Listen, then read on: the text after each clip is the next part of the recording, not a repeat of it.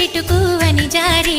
చల్లని చినుకై ఎద చేరి సరదాల వరదలో నేనుంటే పరువాల పొంగులను చూసే వెలుగైన చూడని వంపుల్లో తను వార జలకమే